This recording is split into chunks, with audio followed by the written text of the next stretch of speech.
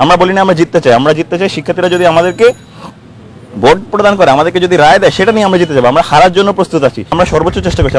আমরা যে আমাদের আন্তরিকতা, নির্বাচন সুষ্ঠু করার ক্ষেত্রে আন্তরিক রয়েছিলাম, সেটার সবচেয়ে বড় প্রমাণ গতকাল রাতে যখন নির্বাচন কমিশনারের অফিস, যে জায়গায় আসলে সবার অ্যাক্সেস থাকার কথা না, শুধুমাত্র নির্বাচন কমিশনারের বডি যারা, তারাই শুধুমাত্র সেখানে অ্যাক্সেস পাবেন। সেই জায়গায় যখন প্রাক্তন শিক্ষার্থীরা থাকেন, বিএনপিপন্থী শিক্ষকরা যেখানে থাকেন, সেই জায়গায় স্বচ্ছতা কত বড় প্রশ্নবিদ্ধ হয়, সেটা গতকাল রাতে আমরা প্রশাসনকে কিন্তু অবগত করেছিলাম এবং সকাল থেকে বলেছিলাম যে পোলিং এজেন্টগুলো যেন ভালোভাবে নিযুক্ত করা হয়, পোলিং এজেন্টগুলো যেন যথাযথভাবে কার্যক্রম করতে পারে। এবং নির্বাচন অনেকগুলো জটিলতা ছিল, ব্যালট পেপার অতিরিক্ত রাখা, ব্যালট পেপার অতিরিক্ত না রেখে ব্যালট পেপারগুলো যেন যতজন শিক্ষার্থী রয়েছে ততজন শিক্ষার্থীর জন্য রাখা হয়। আপনারা লক্ষ্য করে দেখেন, আমাদের প্রত্যেকটি দাবি অত্যন্ত যৌক্তিক। আমরা কোনোভাবে আমাদের গোজামিল রাখিনি, ফাঁক ফকর রাখিনি। আমরা চেয়েছি একটা সুষ্ঠু নির্বাচন হোক।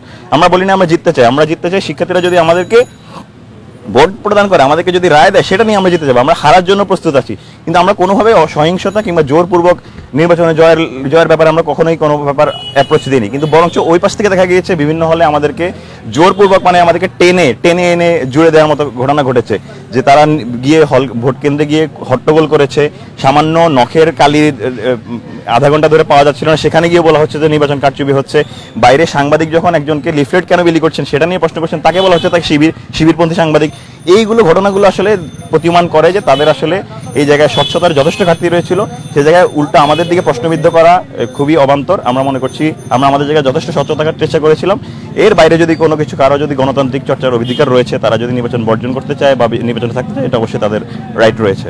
ইভিএম মেশিনের ব্যাপারে কি বলবেন? ইভিএম মেশিন বলছে জামাত শিবির তাদের নিজেদের লোক দ্বারা নিয়ে এসেছে এবং সেটির মাধ্যমে কারচুপি করার যথেষ্ট সম্ভাবনা আছে। দেখুন, আমি ইভিএম মেশিন নিয়ে একটা ব্যাপার আপনাদেরকে কিন্তু তো বলেছি, সংবাদ সম্মেলনে বলেছি যে ইভিএম মেশিনটি হলো soft BD technology for next, মানে টেকনোলজিক্যাল ফার্ম থেকে।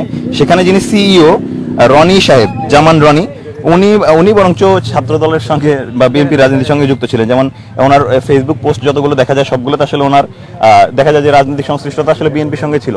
তো আসলে এখানে তো কোনোভাবে জামাতের সংশ্লিষ্টতা নেই, একত। দ্বিতীয়ত, কোনো একটা প্রতিষ্ঠান কোনো জামাতের কিংবা শিবিরের কিংবা বিএনপির, এটা তো আসলে মুখ্য ব্যাপার হওয়া উচিত নাই। ওই মেশিনটা যথাযথভাবে ফাংশন করছে কিনা, ওই মেশিনটার আসলে যথাযথ মানে কোনো এরর রয়েছে কিনা, সেটা হওয়া উচিত মুখ্য ব্যাপার।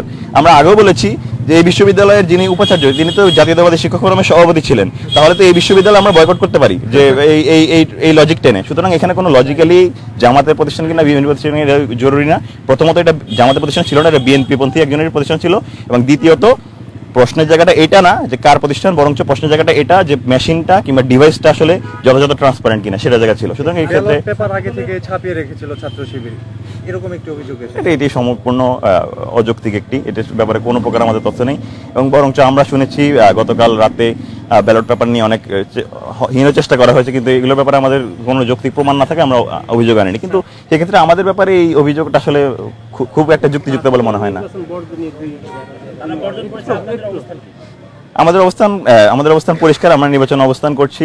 নির্বাচন সকাল থেকে আমরা চেষ্টা করেছি আমাদের সর্বোচ্চ ধৈর্যের পরিচয় দেওয়ার। নানা রকম অপপ্রয়াসের চেষ্টা করা হয়েছে, কিন্তু আমাদের অনেক ফাঁদ পাতা হয়েছে। আমরা যথেষ্ট শান্ত থাকার চেষ্টা করেছি। এর বাইরে তবুও যদি কারো কাছে মনে হয় যে এই জায়গায় আসলে নির্বাচনে তাদের জায়গা থাকা উচিত নয়, তারা তাহলে গণতান্ত্রিক চর্চা করতেই পারেন, তারা সেখানে নির্বাচন বর্জন করতে পারেন। আমরা শিক্ষার্থীদের রায় পাওয়ার অপেক্ষায় আছি। শিক্ষার্থীরা যদি আমাদেরকে ভোট প্রদান না করে, সেটাও আমরা মেনে নেব।